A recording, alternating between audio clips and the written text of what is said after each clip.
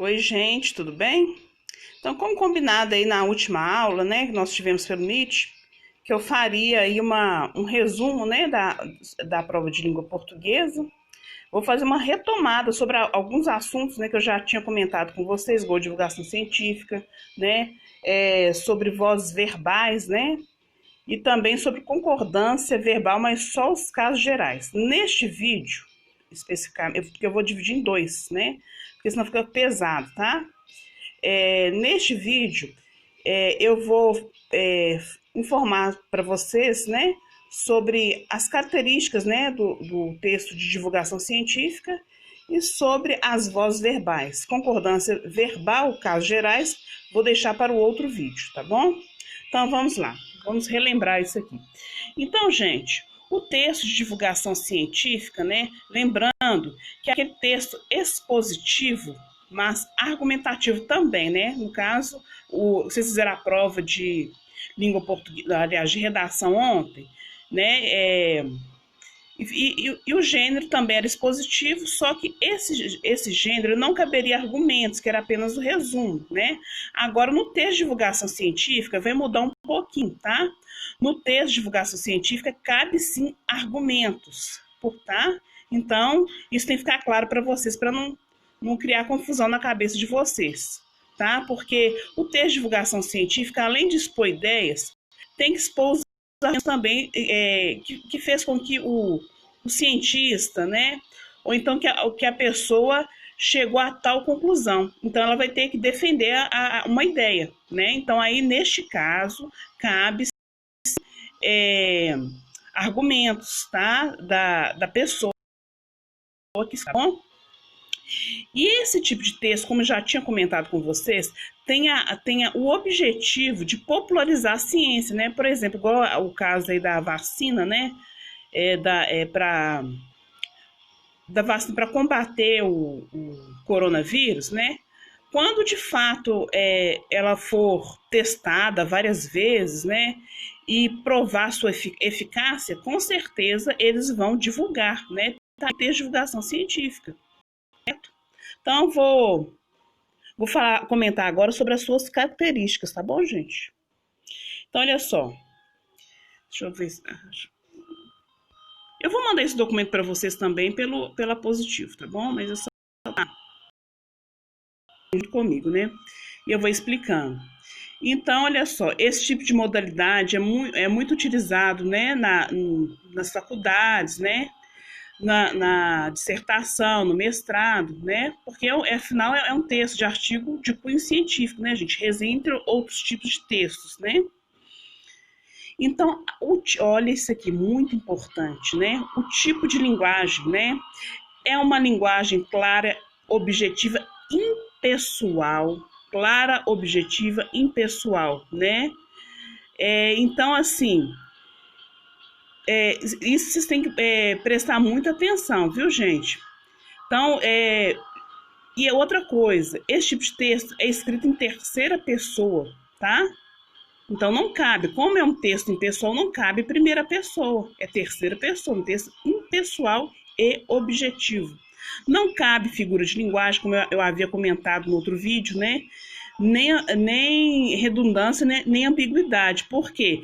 Tem que ser o mais objetivo. Ali você está prestando uma informação para o público, seja acadêmico ou não, tá? Então, os tipos de verbo utilizados, né, que nós estudamos também, né? Então, eu sempre do indicativo. Deixa eu ver outra coisa que eu tenho que comentar com vocês, que é muito importante eu comentar. Sobre o tipo de suporte, né, que eles divulgado, né, nas revistas, jornais, livros, nas plataformas de divulgação científica e TVs, né, internet. Então, ele circula por essas plataformas, tá bom, gente? Então, é isso que eu tenho que comentar com vocês, tá bom?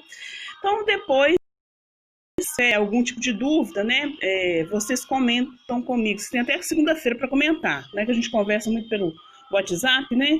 Então, vocês podem esclarecer. Então, vou mudar o tópico, tá? Aí, se tiver dúvida, para mim que eu respondo, tá?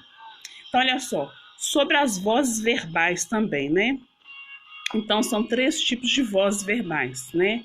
Que vai ter a voz ativa, né? A voz ativa, o sujeito é que pratica a ação, tá bom, gente? Por exemplo, aqui, ó, vi a professora, né? Então, o sujeito é que está praticando a ação. Voz passiva, o sujeito sofre a ação. Olha aqui, a professora foi vista, né? E voz reflexiva, o sujeito pratica e sofre a ação ao mesmo tempo. Olha só, vi-me ao espelho. Então, o próprio sujeito pratica e sofre a ação, né? Então, vou pegar aqui alguns exemplos para melhorar para vocês, né? Para ficar ainda mais claro aqui o que eu quero passar para vocês. Então, na voz ativa, né? Olha só, o sujeito, ele pratica a ação, né? Aqui, ó, Bia tomou café, tá vendo? O sujeito pratica a ação. Aspiramos, já fiz o trabalho. Então, é o sujeito que pratica, faz a ação acontecer, tá bom? Na voz passiva, aqui tem um detalhe na voz passiva que eu tenho que comentar com vocês.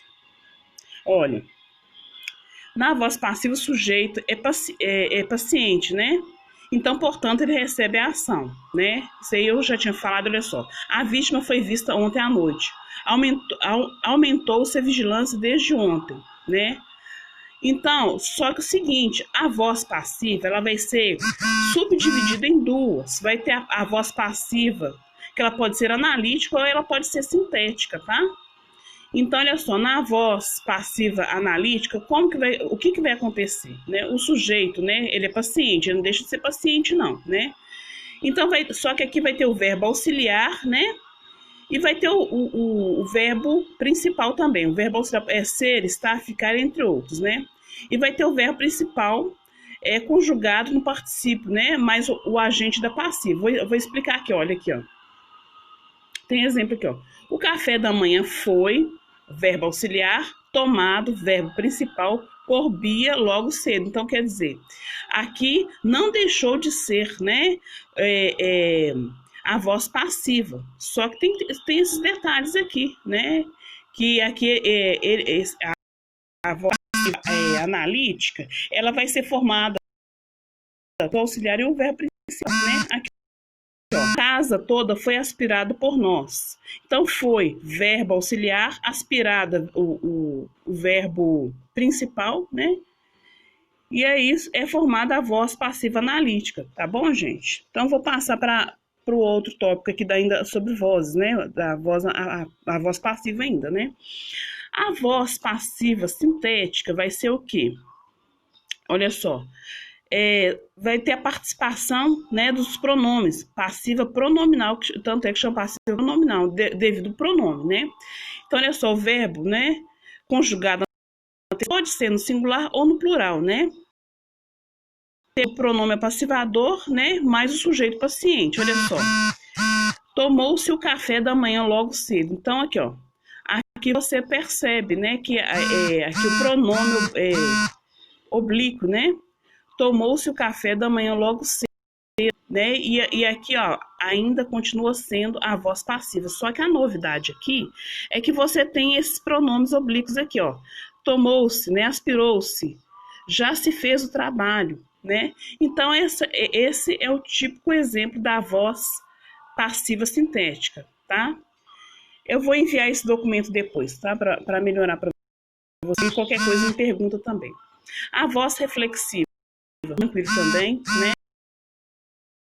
A voz reflexiva pratica a ação, né? E ele recebe aqui. A velhinha sempre se penteia antes de sair. Aqui, ó, se penteia, né? Eu me cortei hoje quando estava cozinhando. Então, gente, olha só. Você percebe, né, que o sujeito ele pratica a ação ao mesmo tempo, ok? Então tá, então até o próximo, tá bom? Que eu vou comentar com vocês sobre concordância verbal. Até!